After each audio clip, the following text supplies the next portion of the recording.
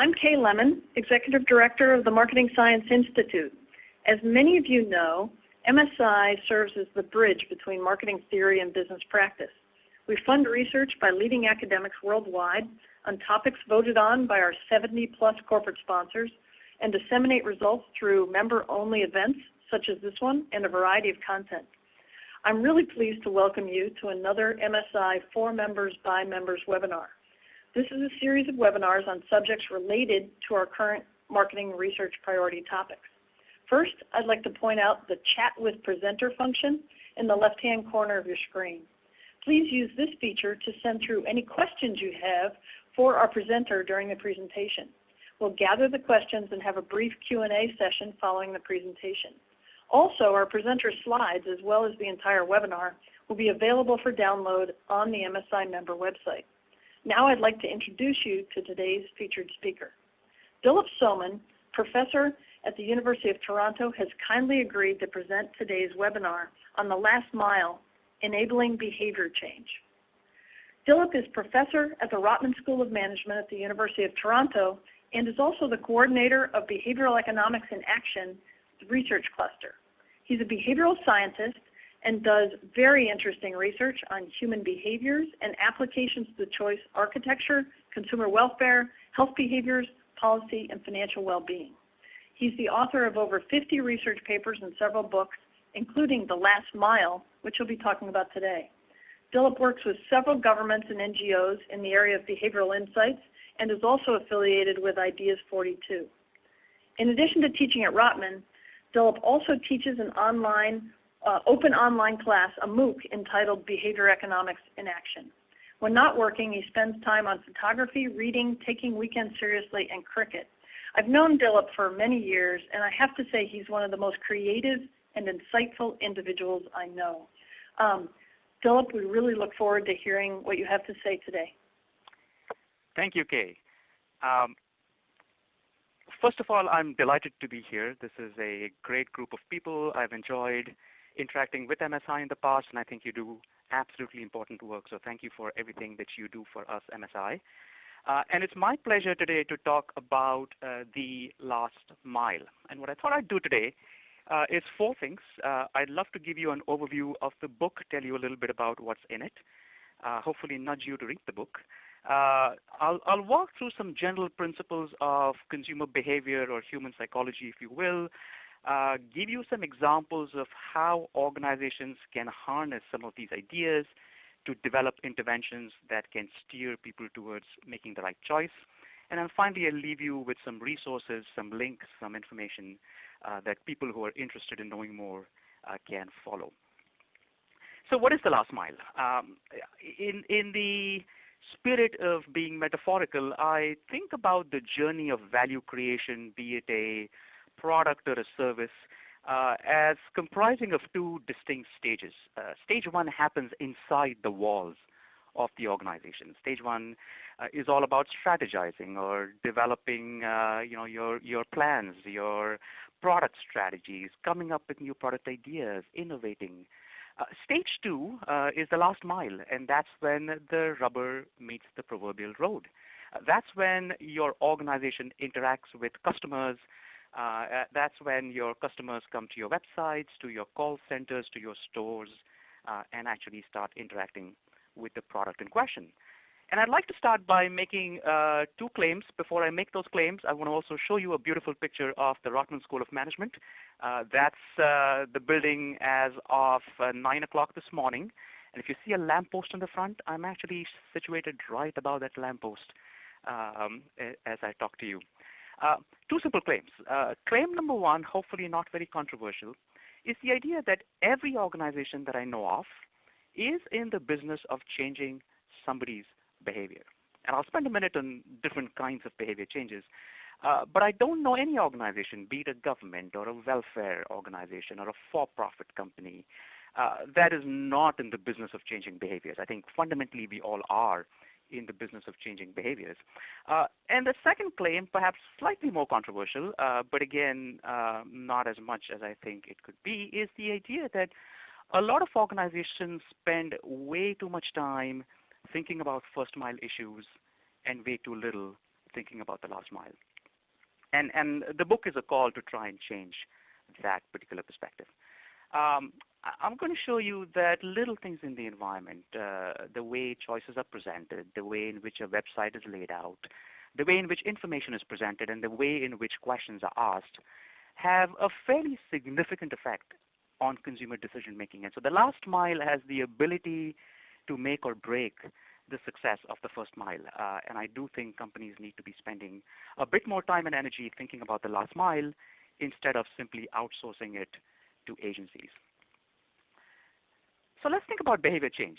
I've got on the slide 4 different types of behaviors that we think about changing. And in the book, we have specific frameworks that look at each. But let's start at the top left, compliance.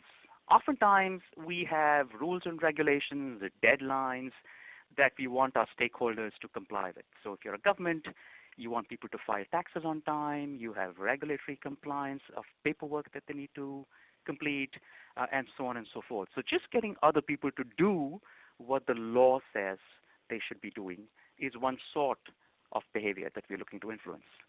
On the top right, switching is something we do a lot in marketing. We have people that are currently buying our competitors' products. We want them to buy ours. We have people going to store A. We want them to move to store B. We have people consuming content on desktops. We want them to move to mobile devices. So switching is another fairly common kind of behavior that organizations look to influence. At the bottom, though, are 2 slightly more insidious or latent forms of behavior change that we don't think too much about. So following through is the idea that a lot of consumers, a lot of human beings have every intention of doing things that they don't end up doing. For example, for the last 11 years, being a good Canadian, I have promised myself that I will learn French. And I've also promised myself that I'll do it next week. But 11 years have passed, and I still haven't done it because life gets in the way. And in general, all of us want to do things that are good for us. We want to save more money. We want to spend more time with our children. We want to work harder. We want to write books. And we want to lose weight. But there are specific things in the context that prevent us from doing that. And so getting people to follow through on their own intentions is another category of latent behavior changes that we as organizations might want to influence. And then finally, active choice. I'll give you a classic example. When we walk into a classroom, we walk into a meeting room, our first instinct is to sit on a chair. We don't think that we have a choice of perhaps not sitting. We're just going to go with the flow. Because there's a chair there, we'll sit on it. But oftentimes we have a choice. We can choose whether to sit or stand. We can choose whether to get exercise or not. We can choose whether to walk or take the bus. And because people are creatures of habit, we often do not convert these choice opportunities into active choices. And so a 4th class of choices that we can look to influence is to make what we call passive choices into active choices. So having said all of that, what are my goals for the remaining 30 minutes or so of today's webinar? Well, first I want to spend a bit of time talking about the premise of the last mile. What do we mean by the last mile? Where does the term come from? Second, I want to spend some time going through behavior change and thinking through different approaches for behavior change. And like I said, I'll finally conclude with not just resources, but also talk a little bit about what is it that organizations need to do to be successful at the last mile. Now, the last mile problem is actually a term that I borrow from my previous life as an engineer. And it's a term that comes to us from logistics. It comes to us from telecommunications. And it is a simple idea that if you're looking to connect a network of, let's say, highways or internet cables, we have a hub and spoke system. So for example, you can have a hub for the city of Toronto, and then you have spokes that go from that hub to every individual consumer. And the last mile problem refers to the issue that it is fairly easy to connect one hub to the other hub. That's the first mile. But it's the last mile. It's the connection from the hub to each of the spokes that is often inefficient, expensive, and time-consuming.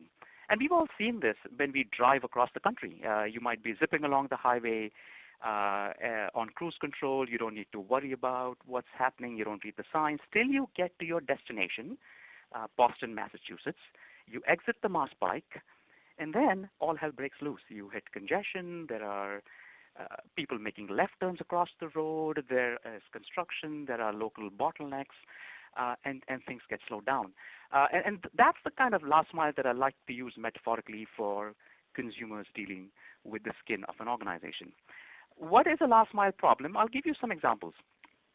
For example, there's been a lot of research that asks questions like the four that I've put here. In fact, a lot of research funded by MSI and part of the MSI working paper series. Why does brand love not always translate into brand purchases? Classic problem. We've often done research where we've said, let's go out and measure brand equity. Let's think about how much people like our brand and the values it stands for, and we get high scores, but it doesn't click the cash register. Or why do consumers who are delighted with the service never come back? Why are new product and innovation success rates so low? Why do we get so many welfare schemes that governments announce that have such low take-up rates? We had a welfare scheme in Canada called the Canada Learning Bond, $500 of essentially free money to educate your children if you met the income criteria. One would have thought that the take-up rate for that program was 100%, but it turns out it was only about 15 or 16%. And that's a classic last mile problem. It wasn't that the program was bad. It wasn't that 500 was too low. It was just a distribution and connectivity issue at the last mile. As academics, I think we've also kind of played a part in this, which is that a lot of our research tends to be on big strategic problems. We think about strategy, we think about innovation, we think about new product processes. There's been very little of a broad theory development framework that asks simple questions. Why do people click on web links? Or what gets people to pick up objects in a store? Under what circumstances will people open a direct mail? When will they try products and services, and what will get them to buy those products and services? We don't have good theories of that, and the last mile is an attempt to integrate everything we know from the behavioral sciences to try and develop that sort of framework. Now, we have had a rich tradition of research in the behavioral sciences, both in marketing and outside in psychology. And if you read a lot of that research, it sounds incredibly complicated. It sounds like there's 150 different biases and a number of heuristics. And so when I sat down to try and simplify all of this complex mass of research, it took me a fair bit of while to figure out that there are three and only three things that seem to explain much of human behavior. And I'm going to just spend a minute talking about each of those three. The first one is context. The idea that decision-making is driven a lot by the context, and in fact, sometimes more so by the context than by the value of the product or service itself. And I'll give you some examples in a minute. The context allows us to interpret information. The context allows us to frame information. The context allows us to add meaning to information. So for example, why is it that products that get the most shelf space are the ones that are most likely to be purchased? Because people are using a heuristic which says that if there's a lot of this on display, it must mean that people like it, and therefore I'm going to buy it. Procrastination is the other big idea, the idea that all of us want to do things, but we'll only do it in the future. And then finally, inertia, which explains a lot of human behaviors, the idea that unless we are prodded or specifically asked to change behaviors, we don't. And so people are incredibly lazy. They will continue to be lazy in their thinking process. And at the same time, they're also creatures of habit. And both these phenomena are beautifully explained by Isaac Newton's laws of motion. So what do I mean by the effect of context? Let me share with you a simple example of a phenomena that was first documented by a marketing professor at Stanford, Itamar Simonson. It's called the compromise effect, and the idea is as follows. Every coffee shop in the world that I know sells coffee in three sizes, small, medium, and large. It is perhaps no surprise to most people that the most popular size of coffee is the medium size of coffee. And in fact, a few years back, I was on sabbatical leave. I had nothing to do. So I was sitting in my office and I called several hundred coffee shops all over the world to get a sense of their sales data. I asked them, how many units of the small and medium and large do you sell? And I came to the conclusion that about 74% of all of the world's coffee shop sales happen in medium cups of coffee. I also asked people how much coffee was in the various sizes of coffee. And this was interesting because there was absolutely no consensus on how much coffee is in a medium cup of coffee.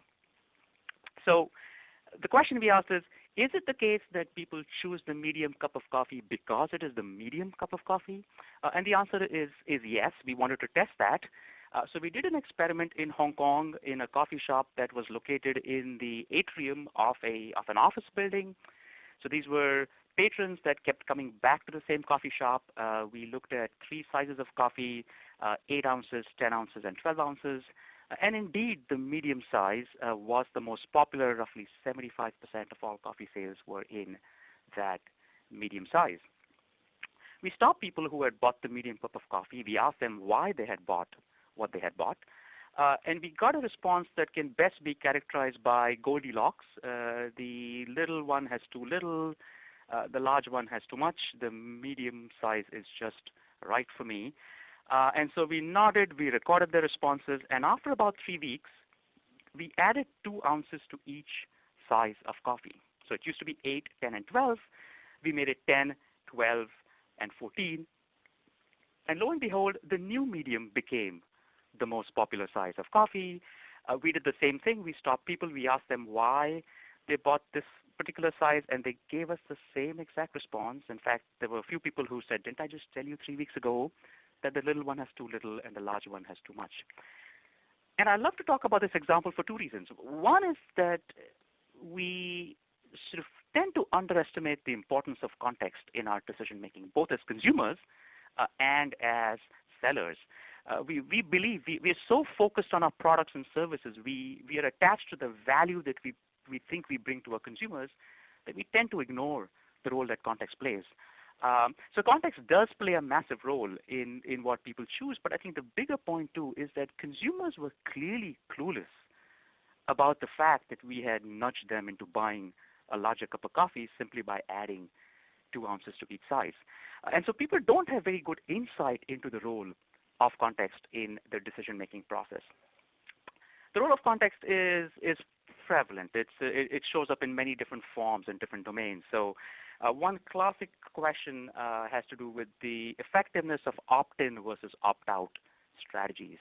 For example, why is it the case that when you look at organ donation rates and you compare countries like Germany and Austria, which are next to each other and very similar to each other, why does Germany only have a 17% consent rate while Austria has a 99.9% consent rate? The answer has nothing to do with how much the Austrians spend on organ donation policies. It has to do with the fact that they have an opt-out system. It is going to be assumed that you're going to donate your organs, but should you choose not to do it, you can always opt out. And human beings are incredibly lazy. I mean, if you give them something to do to change behavior, they will try not to do it, and so they tend to stick with the default. Does this help us in other domains? It does. It helped me design an intervention to get people in the United States to go see their doctor once a year. We did a study several years back. We were trying to work with an insurance company that sold a health product that entitled the recipient to a drug plan as well as an annual health checkup and flu shots and so on and so forth. Under those circumstances, we found out that only about 17% of people actually went and saw their physician. We asked them why. Most of them said that they were busy and didn't have the time to go see the physician. So we did something interesting, which was next time that people purchased insurance, we randomly assigned them to an appointment. So for example, Kay would get a welcome message saying, Kay, thank you for signing up to the plan. We've booked you an appointment on June the 16th for an annual checkup at 10 a.m. Should you not be able to make it, please give us a call. It turned out that by that simple intervention, we were able to more than duplicate or double the number of people that went in for their annual checkups. I don't think people were busy. They were just too lazy to make the phone call. And in fact, I speak facetiously, but in many organizations, I joke that if you want to get your employees to do anything, be it sign up for a retirement planning or purchase a product or save more or lose weight, default them into it and have them call the HR department to opt out. In general, people don't like calling HR departments, and they tend to stick to the chosen course of action. So again, examples that illustrate the power of context, the power of simple interventions that have the ability to have fairly dramatic effects on people's choices. Let me switch tracks to the second principle, the idea of procrastination. A lot of us are great at coming up with good intentions, at coming up with decisions on what we want to do, but we have trouble following through on those intentions. And the question is, what does that signal for the way in which we should get people to commit or to make a change? And the answer is simple. The answer is that you should ask people for an intention to change today, but not today, for tomorrow. And then design a lock to make sure that you can lock people's behavior into the intention that they just talked about. So let me share with you the example of a lovely product called Clocky. It's an alarm clock. As you can see, it's on wheels. And I first came across Clocky a few years ago when I set for myself a resolution of waking up at 5 a.m. every morning just to be a good person and exercise and go play tennis. So at 10 p.m., I would set my alarm for 5. At 5 a.m., there was a different me who woke up to the sound of the alarm. I would hit the snooze button. I discovered that if you hit the snooze button enough times, the alarm just goes away. Clocky changes all of that. Clocky is on wheels. It essentially understands that the 5 a.m. version of me is going to try and silence it. And so it allows me to hit the snooze button once, but after that, if I make a second attempt at hitting the snooze button, Clocky can jump off my bedside table. It runs on wheels. It escapes from me. It's got a sensor on the top that looks for places to hide underneath, which in my case would be a king-size bed. And I promise you that by the time I find Clocky and silence the clock, I am so awake that there is no way I'm going to go back to sleep. Now, this is an example of a technological lock on your own behavior. But you could think about other ways in which we could lock behavior. Some of our former students invented a product called Kitchen Safe. This is a cookie jar that you can use for your kitchen where you can lock up your desserts and your snacks, things that you want to purchase, that you want to eat in moderation, but that you worry you might overeat if in fact they were easily accessible. So it's just got a time lock on it. It's completely hack-proof, and you can tell Kitchen Safe for how long you want those goodies to be kept away from you, and it will faithfully keep them away. Kitchen Safe could work for all kinds of things. It could work for your Game Boys. It could work for products like your smartphones. And again, that's an example of a real physical lock on your own behavior. But you could have other locks. You could have social locks. You could have side bets. You could make public commitments. You could proclaim your intentions on a website so you can't back out without losing face. So there are many ways in which we can lock people into their own behavior. And a classic example of how we can do this was a product that was invented by Richard Thaler, who is a behavioral scientist at Chicago, and Shlomo Benazzi, who is at UCLA. The product is called Save More Tomorrow. It's a savings product for people who have had trouble saving for retirement. And the premise is very simple. People commit to saving more every time their salaries increase. And a lot of people are happy to do that because it's not today. They're not going to take a hit in terms of disposable income today. And they have every good intention of saving in the future. So the product essentially allows you to pre-commit to setting aside 20% of every future salary increase into a separate bank account that would go towards your investment and your retirement funds. People sign into it. They are defaulted into it. They can opt out if they want to. But given the fact that the savings go into a separate account, it turns out that a lot of people don't even notice the salary increase. And Thaler and Benazzi were able to document increases in savings rate that were so high that they even exceeded the performance of the best wealth manager in that particular context. And so that's another form of a lock. It's a psychological lock, if you will, on your own behavior. The idea behind a lot of the examples I gave you is that when we think about the three principles, the fact that context affects choice, the fact that procrastination is a big issue, and the fact that inertia is a big issue, I always say that there are three tools or three sets of tools that the behavioral scientist always uses when they think about influencing behavior. The first tool is a frame. How do I frame the context? How do I present information in such a way that I can nudge people towards making the right choice? The second tool is a lock, the idea that we just talked about, get people to pre-commit and then design interventions that will lock them into their own behavior.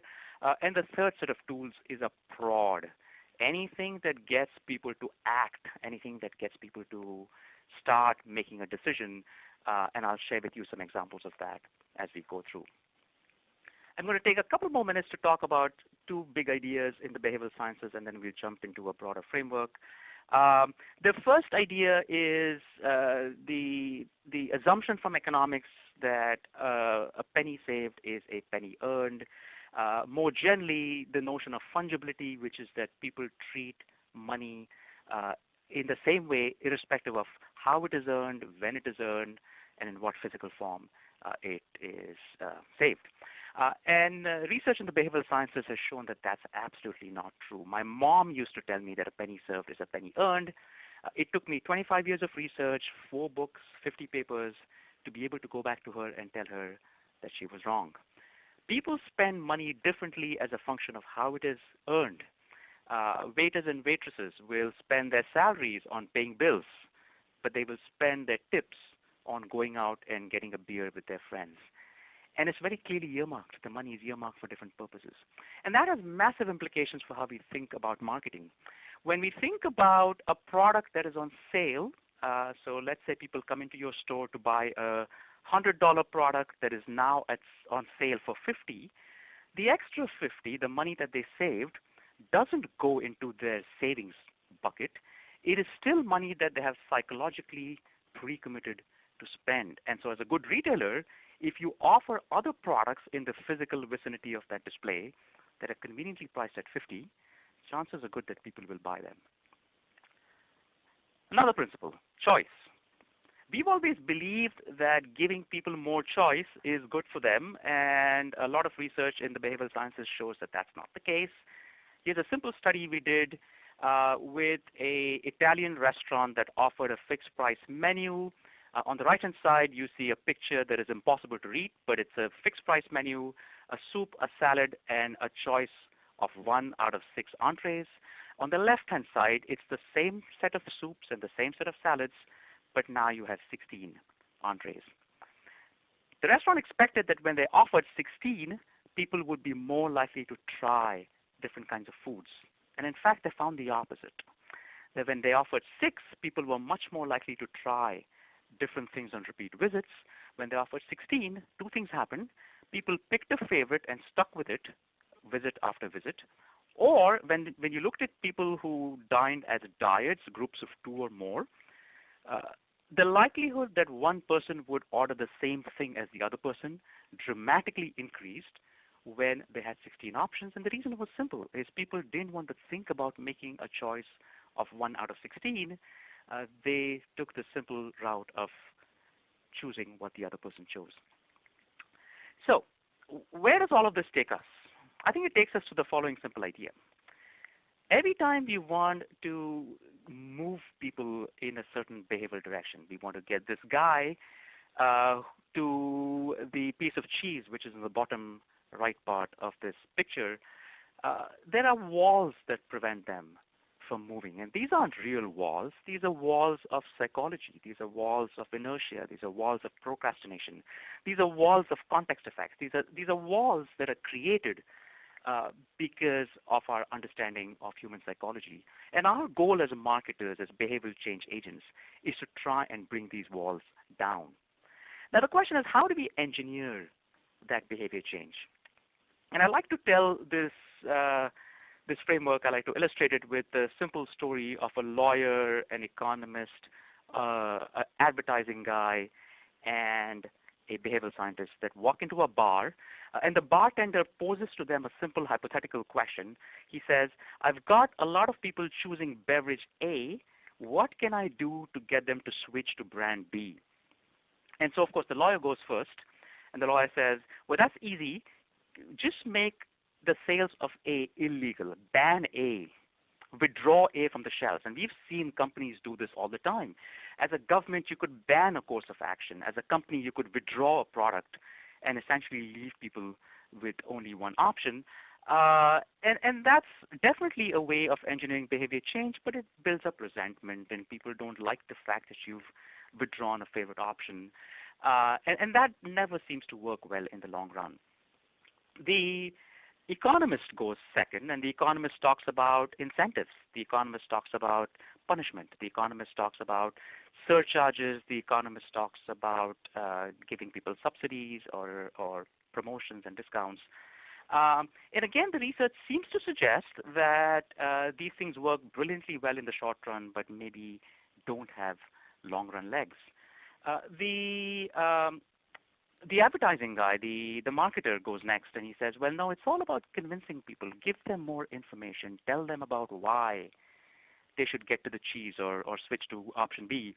And we are finding in our work recently that if you give people way too much information and you give them way too many options, in fact, it has the opposite effect. People tend to retreat from the situation. People try not to look at the information at all. So if you even think about your own behavior when you download the latest app on your smartphone and have to sign a disclosure statement at the end, most people simply just scroll through pages and pages of text without bothering to read. And so information doesn't seem like a good long-term solution. And finally, it's the turn of the behavioral scientist. And the behavioral scientist says, well, look, it's simple. Just make B the default option, serve B with every meal, but tell people that if they want A, you can get it for them. And it turns out that that's a simpler solution. It works, it's elegant, and it's relatively costless. Now, I talk about these four approaches not because I believe that any one of them is better than the other one. So I've talked about restrictions on the left-hand side. That's the notion of banning or withdrawing. Incentives on the top, giving people carrots or sticks. Persuasion on the right-hand side, giving them more information, giving them good reasons. And then finally, nudging, which is changing the environment in which people make a choice so as to steer them towards the one that we want them to choose. So I don't believe any one of them is the right approach. I don't believe any one of them is the more preferred approach. But I do think this is a handy way for us to think about how we can generate different sets of ideas. And it's a handy basis of the framework that I talk about in the book going forward. The best behavior change programs, in my opinion, use a combination of some of these approaches. Right? So for example, there is a incentive approach which basically uses pricing means to try and get people to exercise more frequently. But it's not just the fact that you've paid $30 and so you should come and exercise that drives people to the gym. It is the way in which that information is presented that actually has an effect. So that's an example of an incentive combined with a nudge, and we could think about other combinations going forward. Let me share with you some simple examples of the kinds of things in the context that have dramatic effects on people's behavior. I talked earlier about organ donation. I want to spend a few minutes on some work we did here in the province of Ontario, trying to increase the organ donation rates. And what you see on the slide are two pictures. On the left-hand side was the organ donation form that was previously used by Service Ontario, which is the government's retail wing. And if you look at that form, the left-hand side had lots of disclosures, a bunch of addresses, information. The right-hand side asks you lots of things that were in nature. So all of this information here asks you for your name, your address, your social security number, things like that. And it was only at the bottom here where you had questions that truly mattered. Will you donate organs, and if so, which ones? And so we went around and asked the question, why is it that the organ donation rate in the province is low? Everybody has good intentions of donating organs, but we just felt that this form was not designed to make it easy for people to donate. There was way too much information. There was way too much detail.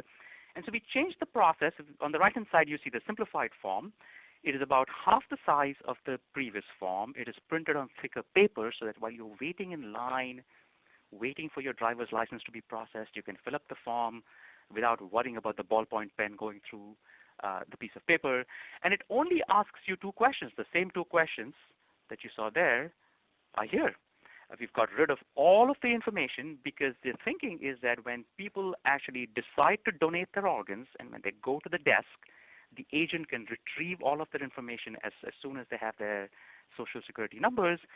And by doing this, by shortening the form, we were able to push a 17% organ donation rate to a 24% organ donation rate in a series of trials. So the results aren't massive. We haven't doubled the organ donation rate, but at a cost of zero, we have increased it significantly. And starting from next year, the new form on the right-hand side is going to be standard practice in the province of Ontario. We've tried different things with the form. As you see this green stripe here. In this green stripe, we tried to put messages that evoke empathy, messages that evoke guilt, messages that evoke a better understanding of the process. So for example, on the green stripe, you might find a sentence which says, if you ever needed an organ donation and couldn't get one, how would you feel? And the idea there was to get people to empathize more with folks in need of an organ, and we found that that also had an effect on organ donation rates. So little things like forms have the ability to change people's behavior. Here's another example of work done by a colleague of mine, Tanjim Hussain, where he was looking at the manner in which information was presented to workers in a factory to try and see if their actual productivity increases. This was a piecemeal incentive program where workers got an extra $35 for increasing their productivity by a certain number of units per day. In one group, the workers were told that if they achieved an extra X units of production in a given day, they would be given an extra $35. In a second condition, they were essentially promised $35, but were told that if you do not achieve the extra X, we will deduct the $35 from your daily wage. And Tanjim and his colleagues documented a significant increase in actual productivity. People actually produced more under the fear of losing $35 than under the promise of getting $35. And we've done this in a number of different contexts. We've been successful in getting people to upgrade to energy efficient furnaces by telling them that they would lose money on their energy bills going forward instead of gaining money, and so on and so forth. Here's a third example. How do we get people to get flu shots? We did work that was inspired by research done at Dartmouth University by Poonam Anand-Keller and her colleagues, where they changed the content of an email message that goes out every October in flu season. For example, at the University of Toronto, I get an email every October saying flu season is here. Come down to the atrium anytime next week to get your flu shot. Under those circumstances, about 47% of people got flu shots. In a second version of the email, we did exactly what the Dartmouth researchers did. We added a subject line which essentially said, will you get a flu shot this week? ? And the idea there was to convert what was a passive choice into now an active choice. By just adding that question, both in the subject line and at the end of the email, we were able to push flu shot rates up to about 56%. So an extra 9% of people got flu shots simply because they saw a question that framed this as a decision that they needed to make instead of just information that they put on the back burner. And in the third version, we did the same thing. We had the same subject line, the same email, the same information.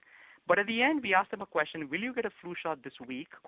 And there were two options, one of which said, yes, because I care for my health and the health of my family, versus no, I don't care. And under those circumstances, about 69% people got the flu shot. So again, the point is, with a very simple intervention, a very simple reframing of the communication, we were able to get fairly dramatic results in terms of outcomes. Another example comes from research that I did with a former doctoral student who's now a professor at Virginia, Amar Chima. And this was work done in India with low-income workers who were paid in cash. And the question is, how do we get these people to save? It turns out that while their wages were small, they still had enough that they could save, but just the fact that they had cash made it easy to spend. And so Amar and I designed simple envelopes. We would earmark a proportion of the earnings every week that we thought they would save, put that cash in the envelope, and handed it to the workers and said, this is what we think you should save. So we essentially labeled the money as savings. And by doing that, we were able to increase savings rate by about 15%. In a second version of the study, and the picture that you see here, we also put pictures of their children on the envelope. And the idea there was to make the goal of savings more salient. And under those circumstances, we were able to increase savings rate by an additional 15 or 16%. So the idea is simply by taking the money that was part of a general large pot and by earmarking that as a savings label, we were able to get people to save more. Again, a very low-cost intervention with fairly dramatic consequences. In a follow-up test, we were able to compare the success of this program with things like financial literacy. So how much should the government be spending on financial literacy to get the same kinds of outcomes that our envelope intervention did? And we found that the government would need to spend about 350% more on financial literacy to get the same outcomes as simply giving people white envelopes to do it. So, people often ask me, what's the value of the picture of your children? And I tell them, that's what it is. All right, let me start wrapping up. I'm going to say a couple of things, and then I will open it up to questions. The first thing I'd like to talk about is I've shared with you examples of choice architectures, little changes in the context that have fairly significant effects on consumer behavior. But as we start thinking about helping people make better choices or change behaviors, I think there are two kinds of strategies we need to think about. I call them equipping strategies and padding strategies. Equipping simply talks about giving people the resources to make better choices. Those resources could be advice. They could be decision tools. They could be apps that help them point in the right direction. Anything that will allow people to make a better choice using information or decision support systems is an equipping strategy. A padding strategy, on the other hand, is something that allows or creates a safe environment so that should people make a bad choice, they still haven't messed it up completely. So for example, how do I get people to save more or perhaps to protect online consumer information? So let's focus on the online privacy piece. There's two things I could do. I could actually teach people what is an appropriate thing to share online versus offline. And that's an equipping strategy. I'm actually teaching people. I'm making them more sensitive to the kinds of things, the kinds of harm they could reach if they shared information online. A padding strategy might be a default strategy. Could I, for example, require all browsers to set the default on their privacy settings to the highest level? And so here, even if the consumer doesn't do what we think they should do, no immediate harm is going to come to them. So what is it that companies need to do to better embed all of these ideas into the DNA of how they work? In the book, I talk about three things. And I'll briefly touch on that now, and the book has a lot more detail in this. But there's a translation function, an auditing function, and an intervention function. So translation essentially means taking the time to look at academic research and developing simple, generalizable, easy-to-digest principles based on it. What are the things we can learn from research that can translate into rules of thumb or heuristics that will allow us to make better behaviorally informed decisions? That's one. Auditing. Can we think about doing a critical examination and audit of your touch points and your processes when consumers actually interact with your organization? Can we look at your website? Can we look at your forms? Can we look at your brochures? And decide whether the brochure is as compliant as it could be with everything we know about how consumers process information. And then interventions. If you've thought about what the bottlenecks are, what is it that prevents people from accomplishing the behavior change? Is it laziness? Is it procrastination? Is it the context? Can you intervene? Can you change something? And can you test using an A/B or a multiple arm kind of a testing approach? And testing is key because the fact that context matters also creates a secondary problem, which is that if an intervention works in one context, it's not clear that it's always going to work in every context. And so it's important to always test and then apply, learn, and iterate as we go through. Now, I'm not going to go through sort of prescriptive advice. There's a couple here that I'm going to highlight. The idea that everything matters. So essentially, every element of the consumer experience at the last mile matters. The location, the physical location, the layout, the information, the manner in which choices are presented. Everything matters in how consumers choose. But I think it would be futile and perhaps foolish to try and fix everything at the same time. And so our prescription always is pick one battle at a time and change that and test and iterate as you go along. I'm also going to point to number 4.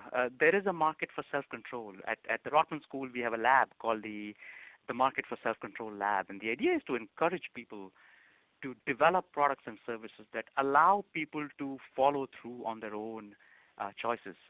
We're noticing that as the world becomes more complex, it is getting easier to plan, and it is getting easier to stray away from those plans.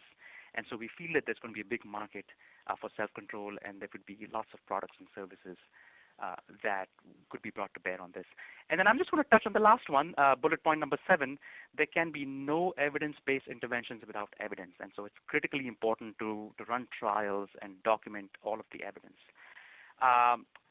Finally, I'm going to leave you with a bunch of resources. I have a Twitter handle up there, my email address. Feel free to reach me if you have any questions at any point in time. And there are 2 links, one to the MOOC, the Massive Open Online Class that Kay talked about, and a second link to our research hub at the Rotman School, where you will find lots of papers and videos and all of the good stuff that we talked about here. So on that note, I will turn it back to Kay and see if there are any questions or comments or critiques. Philip, that was great. All of a sudden I'm looking at all the ways that I should be not procrastinating and not allowing inertia to run my life. But that said, we have a couple of questions from the audience and also some questions that I have. One is, and maybe it gets to what you were talking about in translate, audit, and intervene, and the slide you had right before this one with the different prescriptive steps. What do you see as the largest barriers to adoption of these ideas in corporate environments? All right, so I may ramble a bit, Kay, in response to this, but stop me if I'm rambling. But the first barrier, I think, is sort of a difficulty in trying to grasp what this animal truly is about. It's unfortunately the case that behavioral insights apply to almost every part of business. And unless it becomes a very concrete project, unless it becomes something that we can say this is a project that can be housed within a certain department, it's hard for organizations to get a good handle on this. Now, having said that, there are a few companies that have done a fantastic job, but that certainly is one. The other one is the sort of seeming complexity of understanding psychology. And so my attempts at sort of putting everything into those 3 boxes, I hope will sort of solve that issue. But when you think about human psychology, it is a densely complex field. And as a lot of managers have told me, well, there's just way too many things going on. So how can I determine which is the best thing for me to do?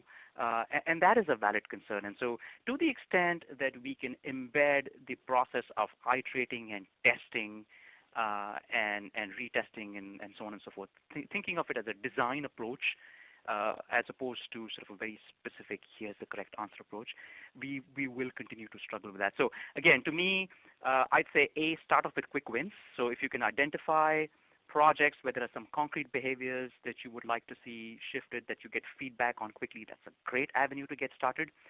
B, look for behavior changes that have very tangible outcomes that can be measured as a percent change in people choosing or people doing versus not doing. If we start off by trying to make our customers happier, that's a harder ball game to play. So quick wins and ambiguous. Oh, great. Now, on a related question, and this goes to the measurability, one of the members of our audience asked, are there any, can you think of any insights from behavioral science and behavioral economics that help us to understand the effectiveness of price increases and price decreases in retail markets? So, you talked about kind of price decreases as incentives. Do you see, from a behavioral economic standpoint, that that's really just a short-term strategy, or do you see any insights of how you might combine such an incentive with some of your other categories to make it more successful in the long term? So I'm going to toss out a couple of examples. I think the answer to this question, if done justice, is incredibly long because there are a lot of specific pieces of research that look at this question.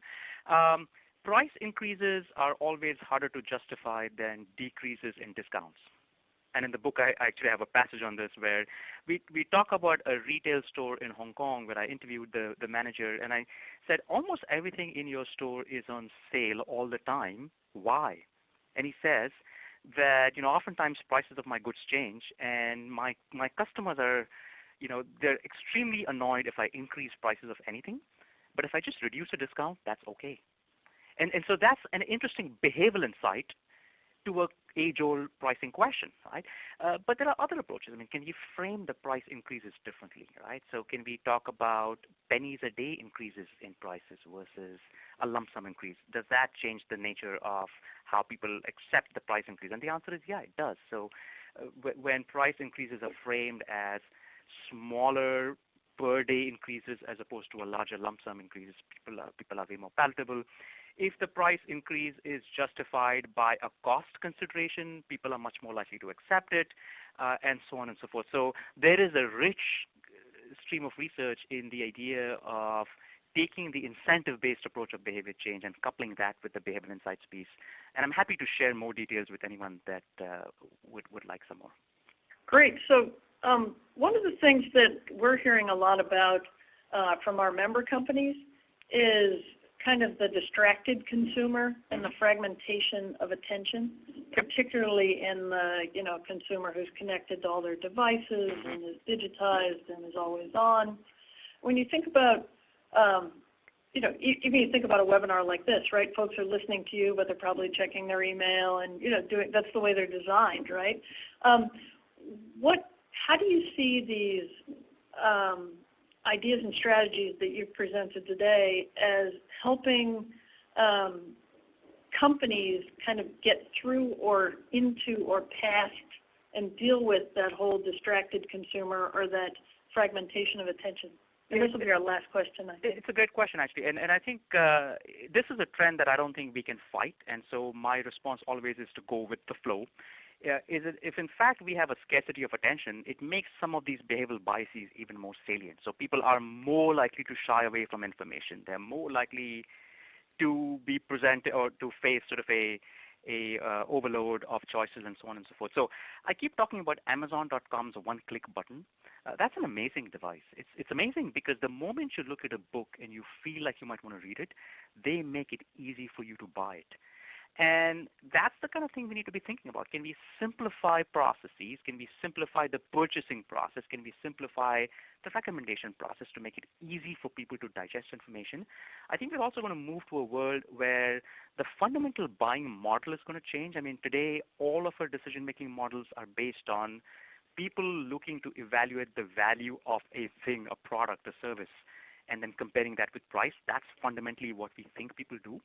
I think that's going to change to a peer-to-peer thing, right? We're going to move away from looking at the value of things to saying, oh, I like John, and I see he's bought product A, therefore I will buy product A because I trust him. And I think that has dramatic implications for how we think about the last mile. So again, making it easier for people to see what others are doing and presenting that interface in an easy to gauge, easy to interact, salient format, I think is the key. That's great. And one more quick question. I know it's not quick, but I think you can build on what you already talked about. How would you advise a client preparing to launch a new product, given all of these kind of biases that you've talked about? Well, I mean, I think the simplest one is the notion of how you actually go about and test this product. Market research for new products is particularly challenging. It is challenging because we've seen there's a gap between what people say they will do and what they do. And I go back to BlackBerry. When the BlackBerry was first launched, I remember our Research in Motion did a test where they asked people concept questions such as, would you buy a product for $100 that you could clip to your belt that had your phone, your email? And a lot of people just basically said no. And BlackBerry then went ahead and actually endowed people with the product, had them try it out, and then did a similar test, and the results were dramatically different. So the point is, when you're launching a product, you're so close to the value of the product that you fail to empathize with the fact that the consumer has never seen it and perhaps never even knows why it's going to be a useful product. So anything we can do to bridge that gap would be useful. So testing it in situ, testing it, with the product instead of just the concept. Right. Is perhaps the way to do great. Well, thank you so much, Dilip. And if Dilip didn't get to your questions or there are additional things you'd like to discuss with him, please reach out to him in the ways that he suggests on the screen. In closing, our next webinars will be the Best of MSI 2015, where we'll actually be asking some folks who presented at some of our smaller events to re-present and update, and that'll be January 19th and 20th. The speakers will include Professor Alex Chernev from Northwestern, Professor Kathleen Vose from Minnesota, John Costello from Dunkin' Brands, and Pamela Forbes from PepsiCo. We look forward to seeing you there, and thanks to all of you in the audience for participating in the webinar series.